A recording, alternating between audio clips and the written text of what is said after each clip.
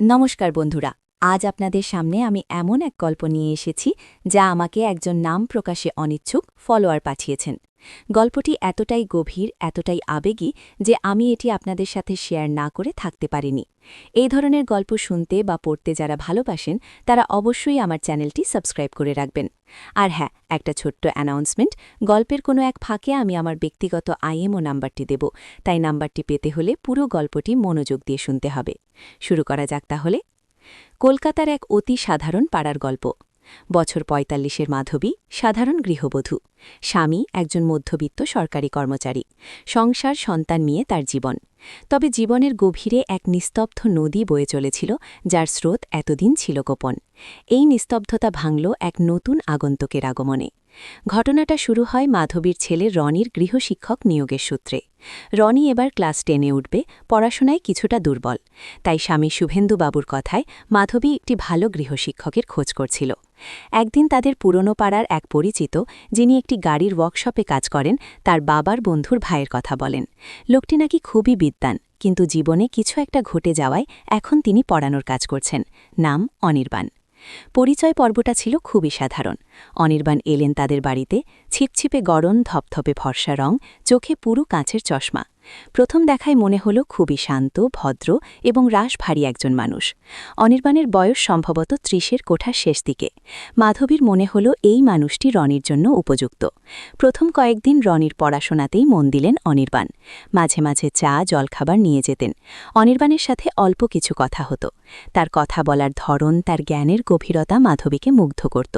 অনির্বাণ কেবল রনির গৃহশিক্ষক ছিলেন না, তিনি ছিলেন এক মুক্ত ওশিয়ানে, যার গভীরে ডুব দিতে ইচ্ছে করত। একদিন টিউটোরিয়ালের পর অনির্বাণ একটু দেরি করে ফিরছিলেন। বাইরে প্রবল বৃষ্টি। অনির্বাণ ছাতা আনেননি। মাধবী দেখল অনির্বাণ দরজার সামনে দাঁড়িয়ে বৃষ্টি দেখছেন। তার ভেজা চুল, শার্টের উপর বৃষ্টির ফোঁটা, সব মিলিয়ে এক অন্যরকম দৃশ্য। মাধবী নিজে থেকেই এগিয়ে এসে বলল, বৃষ্টিটা বেশ জোরেই নেমেছে স্যার, আপনি কি একটু অপেক্ষা করবেন? আমি আপনার জন্য একটা ভালো ছাতার ব্যবস্থা করছি। অনির্বাণ মুখ তুলে তাকালেন। মাধবীর মনে হল এই প্রথম তিনি তার চোখে স্পষ্ট দৃষ্টি দেখতে পেলেন। তার চোখে ছিল এক অদ্ভুত বিষণ্ণতা, যা মাধবীর হৃদয়ে এক অজানা টান সৃষ্টি করল। অনির্বাণ আলতো হেসে বললেন, ধন্যবাদ বৌদি, কিন্তু আমার বৃষ্টি ভালো লাগে। সেই বৌদি সম্বোধন, সেই হাসিমাখা মুখ মাধবীর মনে এক নতুন অনুভূতির জন্ম দিল। সেই রাতে বিছানায় শুয়েও মাধবীর চোখে ঘুম এল না। অনির্বাণের কথা, তার দৃষ্টি, তার হাসি সবকিছুই ঘুরে ফিরে আসছিল। কেন এমন হচ্ছে? তিনি তো এক সাধারণ গৃহবধূ, তার স্বামী, সংসার সব আছে। তা সত্ত্বেও অনির্বাণের প্রতি এই টান কেন? এরপর ধীরে ধীরে তাদের মধ্যে দূরত্ব কমতে লাগল। রনির পড়াশোনা, তার ভবিষ্যৎ নিয়ে আলোচনা করতে করতে মাধবী অনির্বাণের ব্যক্তিগত জীবনের কথা জানতে চাইলেন। অনির্বাণ প্রথমে এড়িয়ে গেলেও একদিন হঠাৎ করেই বলে ফেললেন তার জীবনের কিছু কষ্টের কথা। তিনি একসময় একটি নামকরা কলেজের অধ্যাপক ছিলেন, কিন্তু কিছু ব্যক্তিগত জটিলতার কারণে চাকরি ছাড়তে বাধ্য হন। তার জীবনে প্রেমের বিচ্ছেদ, পারিবারিক সমস্যা সব মিলে এক জটিল জাল। অনির্বাণের এই অকপট স্বীকারোক্তি মাধবীর মনে এক গভীর সমবেদনা তৈরি করল। তিনি বুঝতে পারলেন এই বিদ্বান মানুষটি আসলে একা, নিঃসঙ্গ। তার ভেতরের এই একাকিত্ব মাধবীর ভেতরের কোনো গভীর অনুভূতিকে স্পর্শ করল। বৃষ্টি ভেজা সেই দিনটার পর থেকে তাদের মধ্যে এক অদৃশ্য বন্ধন তৈরি হতে শুরু করল। টিউটোরিয়ালের সময়টা এখন যেন মাধবীর কাছে এক অন্যরকম সময়। তিনি সাজগোজ করেন, নতুন শাড়ি পরেন, অনির্বাণের জন্য বিশেষ খাবার তৈরি করেন। অনির্বাণও যেন এই সময়ের অপেক্ষায় থাকেন। রনির পড়া শেষ হওয়ার পর তারা দুজনে কিছুক্ষণ কথা বলেন, কখনো সাহিত্য, কখনো সমাজ, কখনো বা নিছকই তুচ্ছ ঘটনা। একদিন রনির পরীক্ষা শেষ, অনির্বাণ এলেন শেষ ক্লাস নিতে। সেদিন টিউটোরিয়ালের পর অনির্বাণ অন্য দিনের চেয়ে একটু বেশি সময় নিলেন। বাইরে তখন গোধূলির আলো। বারান্দায় দাঁড়িয়ে দুজনে কথা বলছিলেন।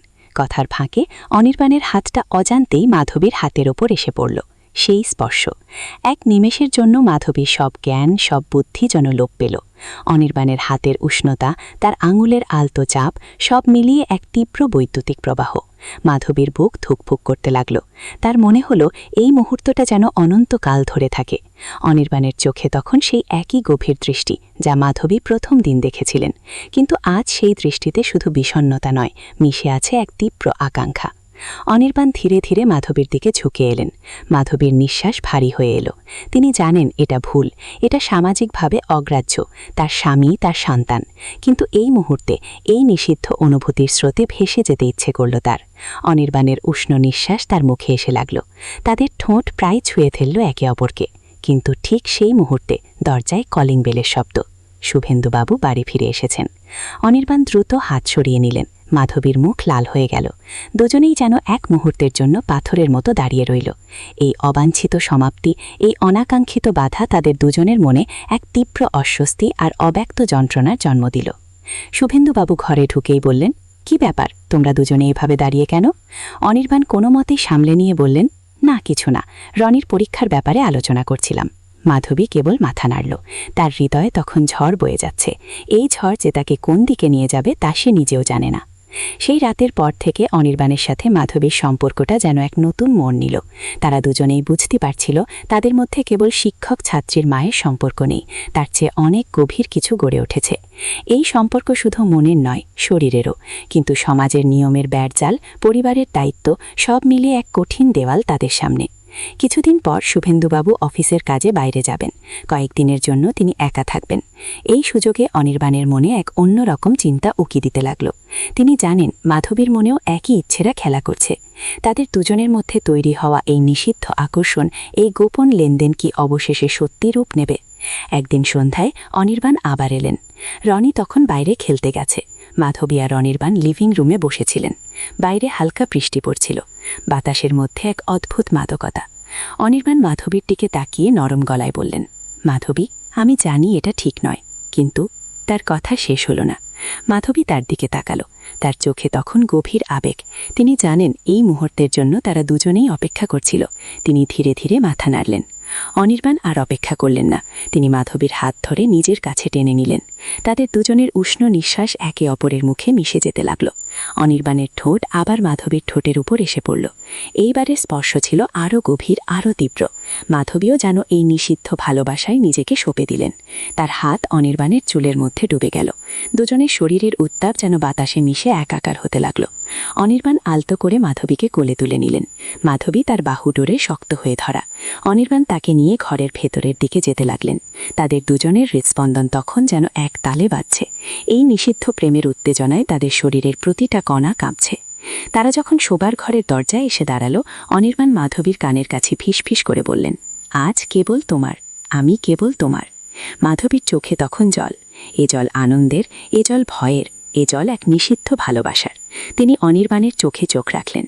তাদের দুজনের মনে তখন কেবল এক তীব্র রোমান্টিক উত্তেজনা। বাইরে তখন আরও প্রবল হচ্ছে বৃষ্টি। ঘরের ভেতরে দুটি আত্মা যেন এক অজানা, নিষিদ্ধ অধ্যায়ে প্রবেশ করতে চলেছে। আর ঠিক সেই মুহূর্তে দরজায় আবার একটি ধাক্কা।